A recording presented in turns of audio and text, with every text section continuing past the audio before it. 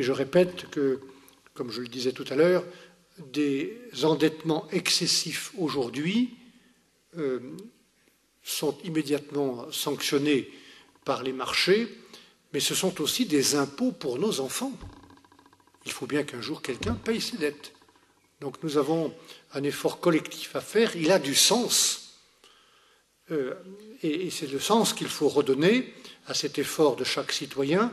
En même temps, nous devons parler aussi, et c'est ce qui revient au-dessus de l'agenda en ce moment, de cette nouvelle croissance, de cette relance du marché intérieur, de ces investissements dans l'innovation et la recherche. Sur la question des qui paye, moi je suis à titre personnel favorable au-delà de ce que j'ai indiqué sur le fonds de résolution bancaire, que les banques payent pour les banques, qu'on ait des contributions des banques dans un fonds spécial dans chacun de nos pays pour résoudre les problèmes de chaque banque et ne pas faire appel aux contribuables, à condition aussi de diagnostiquer, d'anticiper les crises et d'avoir de bons outils de surveillance, de supervision, de gouvernance dans chaque banque, notamment les banques transnationales. Mesdames, Messieurs, dans la moitié des pays européens, la moitié des banques appartiennent à un autre pays. Et parfois, c'est beaucoup plus que la moitié.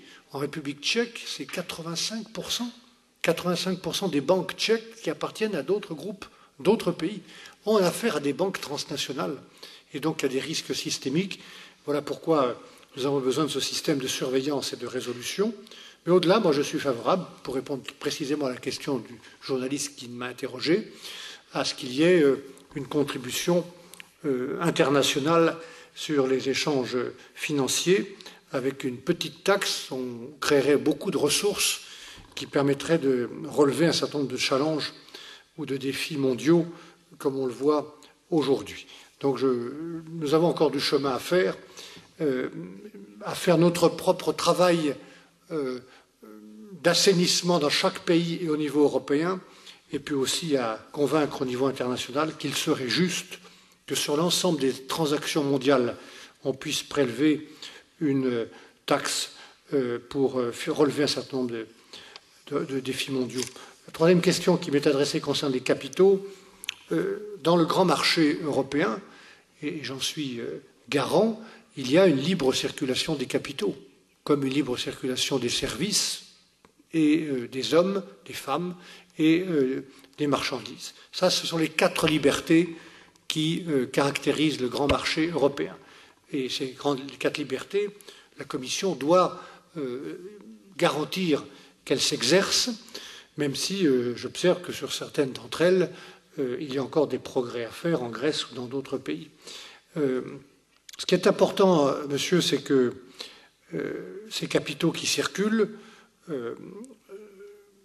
le fassent en toute transparence, ce qui n'est pas le cas quand ils vont dans certains paradis fiscaux. Et voilà pourquoi, au niveau global, pas en Europe, mais au niveau global, nous devons continuer d'agir et nous agissons sur la lutte des paradis fiscaux et la transparence, faute de quoi ces pays ou ces territoires, je dis pas un seul territoire ne doit échapper à cette régulation.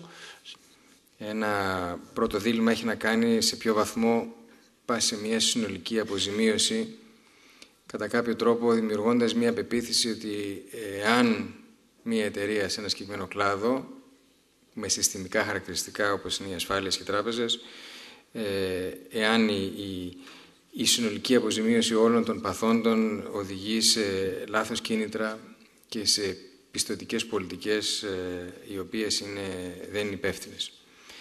Και ταυτόχρονα μπαίνει το ευρύτερο ζήτημα του πώς κανένας εποπτεύει αυτόν τον κλάδο. Εμείς πήραμε μια συγκεκριμένη πολιτική απόφαση, δημιουργώντας ένα πλαίσιο το οποίο δίνει τη δυνατότητα ανάκτησης μέρος των απολεσθέντων από ιδιαίτερα τους πιο ευάλωτους, οι οποίοι βρέθηκαν στην πράξη εξαπατημένοι από την διεύθυνση της ασφαλιστικής εταιρείας και ταυτόχρονα επιλέγοντας μία από τις λύσεις που υπάρχουν στην Ευρώπη, για την ενοποίηση της εποπτείας του τραπεζικού και του ασφαλιστικού τομέα κάτω από την Τράπεζα Ελλάδος. Αυτή η ενοποίηση της εποπτείας, η οποία είναι πλέον πραγματικότητα, πιστεύουμε ότι οδηγεί σε μια σημαντική βελτίωση του συνολικού εποπτικού πλαισίου σε δύο αγορές που είναι όλο και πιο κοντά η μία με την άλλη.